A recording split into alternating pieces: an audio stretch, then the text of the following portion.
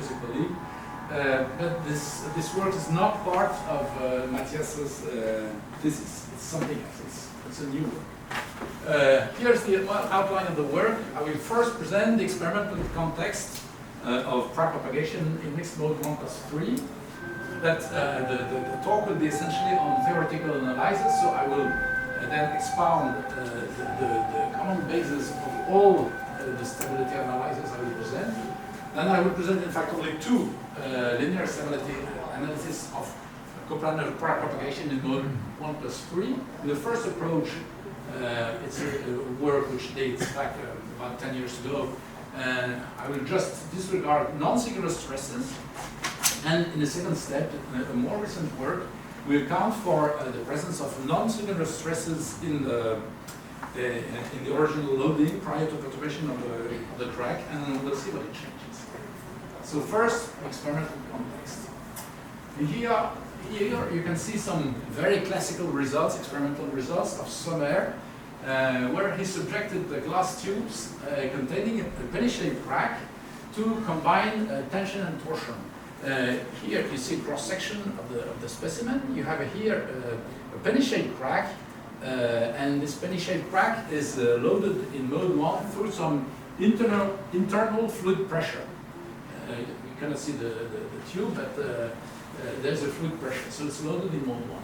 And in addition, Sommer adds some torsion of the tubes, which generates some mode 3. And here is the crack front. You would expect, from symmetric consideration, you would expect the crack to simply expand along its original plane towards the exterior of the specimen. But in fact, things are more complex than that. As you can see, the crack splits into small fragments, and you get something which people generally call a factory roof. It's made of non-coplanar fracture facets. Here you have a magnified view. Here a more detailed view, perhaps clearer. On the left, you see what happens if the thickness of the specimen is small. In this case, you have the original crack front here, and you see that the crack front tends to rotate about the direction x of propagation as the crack proceeds. This is on the right what happens when the thickness of the specimen is large. The crack front cannot rotate as a whole, so it splits into small facets, and you get in fact two kinds of facets, type A like here and type B. Along type A facets, the stress intensity factor of mode 1 increases and the stress intensity factor of mode 3 decreases. And on type B facets, it's the opposite. What is not shown in this figure is that type B facets are shorter than type A facets. In some cases, they are even completely absent. So it means that ideally, the crack would prefer, in qualitative terms, it would prefer to propagate only along facets of type A, so as to minimize the local mode 3 component in order to propagate in mode 1. And the type B facets are here just because they are, in some sense, geometrically necessary to connect type A facets. This is a very nice photo taken by Lazarus, who's in this audience, incidentally. It's an experiment of bending of beams. The crack plane coincides with the wall, and the initial crack front is here. And you see so the crack propagates towards the bottom, and you see that you have small, doesn't propagate along the plane. You have small fracture facets, which in time coalesce. You have several coalescence events, and gradually the size of the facets increases. So this is an interesting observation, because it means that you have facets of all sizes, and thus the facet size does not seem to be determined by the microstructure. It seems to be something else. What are the takeaway messages of these observations? First, a crack loaded in mode 1+3 does not propagate along the plane. It tends to reduce the amount of mode 3 when propagating by splitting into type A facets where K1 increases and K2 decreases in time, connected by geometrically necessary type B facets where it's the opposite situation.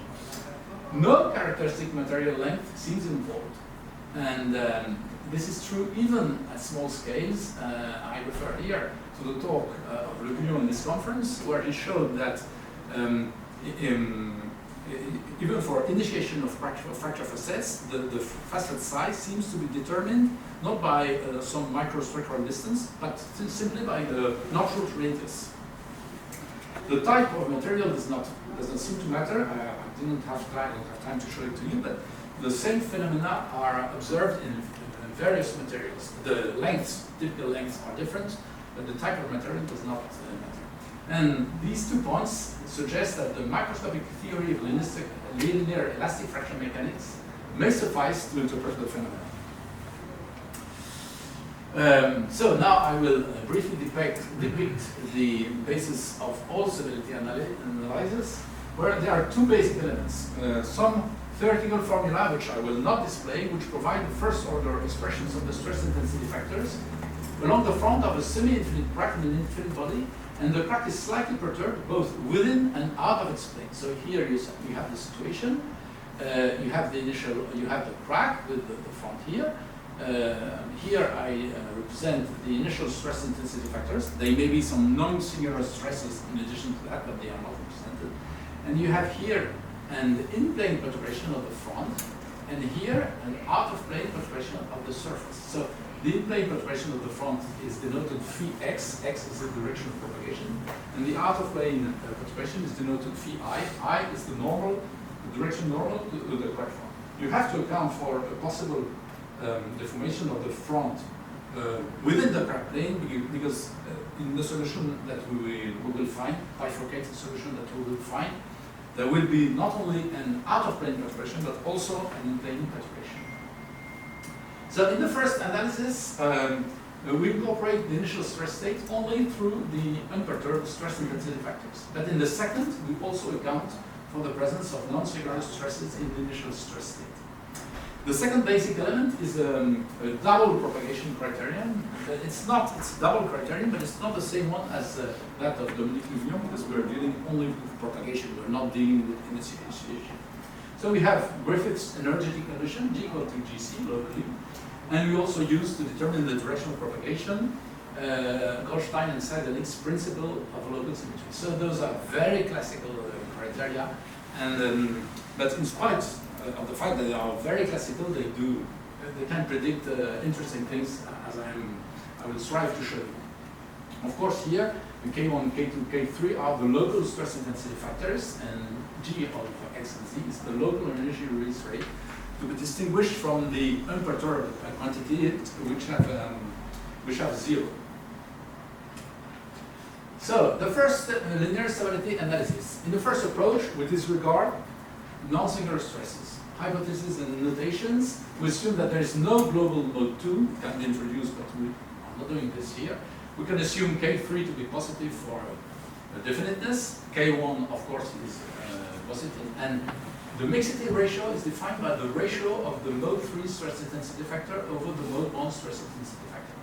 Some technical elements, I'm not going to insist on that. The in-plane and out-of-plane perturbation are looked for in this form. And we use a Fourier transform of these perturbations, these functions psi x and psi y, in the direction of the crack front. This is a natural idea because we have an invariance through translatory movement in this problem. And so this is to introduce k, which is the wave vector of the perturbation in the direction of the I will not insist on the mathematical study, just show you the result. We find that an instability exists. So that's the real part of the growth rate. Lambda is the growth rate of the perturbation in the direction of the crack propagation. So if the real part of lambda is positive, it means that the perturbation grows and the out-of-plane perturbation grows, and we have an instability. We find that an instability does exist when the mixity ratio is larger than some threshold, which depends only on u, the Poisson's ratio, and it's given by this formula. It is plotted here. This critical value is plotted as a function of u. You see that it is a decreasing function. We are quite happy with the prediction of instability of coplanar propagation using those very simple double criterion. It's qualitatively satisfactory, but from a more quantitative point of view, it's not so satisfactory because the experimental threshold is generally considerably smaller than the theoretical one. It's not always true, but it's most of the time true. For a typical value of nu of 0.3, you see that the threshold on the mixity ratio is of the order of 0.5, and typically it's generally 10 times smaller. But it varies. In some materials, it's okay, but generally the threshold is much lower. I will now come to the second stability analysis, in which we introduce the influence of initial non-singular stresses in the original load. So first, some definitions. We define the typical length of the perturbation, which is 2 pi over k, where k is the wave number in the direction of the crack front. So this is the wavelength of the perturbation in Fourier decomposition. This is the wavelength of the perturbation in the direction of the crack front. And of course, with the initial stress intensity factor K1 naught unperturbed, and with the non-singular stresses, we can build a length, 3 lengths, because in 3D there are 3 non-singular stresses. We can construct 3 lengths which are not microstructural at all, of course. They are structural lengths which are tied to the loading. And we must also consider, it's very important, the sign of the non-singular stresses. So we have to consider 3 non-singular stresses, Txx in the direction of propagation, Txz, and Tzz in the direction of the crack. Here I'm plotting the real and imaginary part of the normalized growth rate of the perturbations in the direction of propagation. It's complex. Those figures are complex and difficult to take some time to interpret them. So I'm not going to insist on this detailed interpretation and just show you the conclusion. If you consider a negative non-singular stress in the direction of propagation, it has no impact upon the out-of-plane instability in mode 1 plus 3. Well, that's a theoretical projection. If you consider a positive non-singular stress, it lowers the instability threshold. This is interesting because, as I said, the experimental instability threshold is generally smaller than the theoretical one. And it's even impossible to get a 0 threshold if the non-singular stress Txx is 0. And in this case, you have an instability even in pure mode 1 without mode 3. This is in fact a well-known result. I can make reference here to the well-known work of Cotran and Rice in the 80s. In some cases, the imaginary part of the growth rate may be non-zero. I don't have time to explain this, but when you look at the formula, it means that the instability mode, the out-of-plane perturbation, drifts along the crack front as the crack progresses.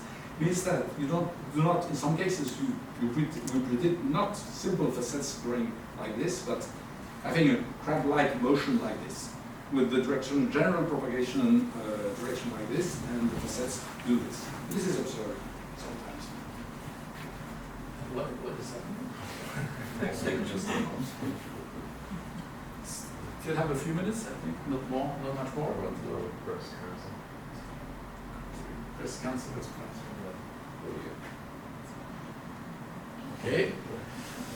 Okay, let's move to the next one. Tzz, this is probably more new. This is the non-singular stress in the direction of the crack front. We find that negative Tzz hinders the out-of-plane instability. A positive Tzz again lowers the instability threshold in mode 1 plus 3, but in a less marked way than a positive Tx. Again, instability may occur even in pure mode 1, but now for a very large value of Tzz. This seems to be a new effect, at least. This is a theoretical prediction. It means that if you have a crack in mode 1 plus in mode 1, the crack front is here, and if you have a non-singular stress in the direction of the crack front, which is large enough, then the crack will grow oscillations like this. And when you think of it, it's something which is natural, because it means that the crack will want to grow some surfaces perpendicular to this major positive stress. Again, in some cases, I'm sorry. Again, in some cases, the instability mode may drift along the crack front as the crack progresses.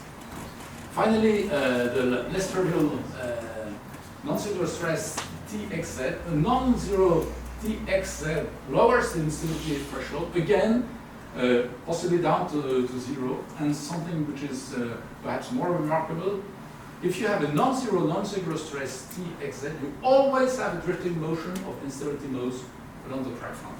It means that the facets have a crab-like motion. This may look a bit surprising, but can be deduced from symmetry considerations. Concluding summary, a linear stability analysis of crack propagation mode 1+3, disregarding the effect of non-singular stresses, reveals an instability of coplanar propagation for mixity ratios larger than some threshold. This is nice, but the threshold is unfortunately, the theoretical threshold is unfortunately too large. A more refined analysis which accounts for the presence of non-singular stresses show that you may get a lower threshold, which is interesting, even down to 0, which means that coplanar propagation may be unstable even in pure mode 1. In some cases, the presence of non-singular stresses may generate a gradual drift of instability modes along the crack front as the crack propagates. This has been, in fact, observed. I don't have time to show it, but it has been observed. At least the drifting motion. I'm not saying that it's necessarily due to the non-singular stresses, but the drifting motion has been observed. Finally, to be honest, I must mention something which is important, because it shows that the problem is far from being completely solved. For low values of the mixity ratio, the wavelength of instability modes predicted is large. It's comparable to those characteristic distances introduced by the non-singular stresses. And it means that the results that we get cannot explain the currently observed existence for such small mixity ratios of fracture facets of very small size. We can explain formation of instability modes with rather large wavelengths, even at very low mixity ratios, but if the facet size is very small, then the influence of the non-singular stresses disappears, and we still have some work to do, and other people too. Thank you for your attention. Just have time for one question, so please. Anyone? So I came in a little bit late. Is this one mixed mode loading, or is this for a uniaxial case? The T11, you will understand that the out of plane TZZ or T33, whatever you call it, will also, there is a component of that under uniaxial mode as well. We consider mixed mode loading, K1 plus K3. But we can also have non-singular stresses, and in 3D there are 3 non-singular stresses, Txx parallel to the direction of propagation, Tzz parallel to the crack front direction, and Txz, which is analogous to mode 3. So we consider all terms except K2. We don't have any K2 initially. We have mode 1 plus mode 3 plus 3 non-singular stresses. Thank you. Okay, so thank you again.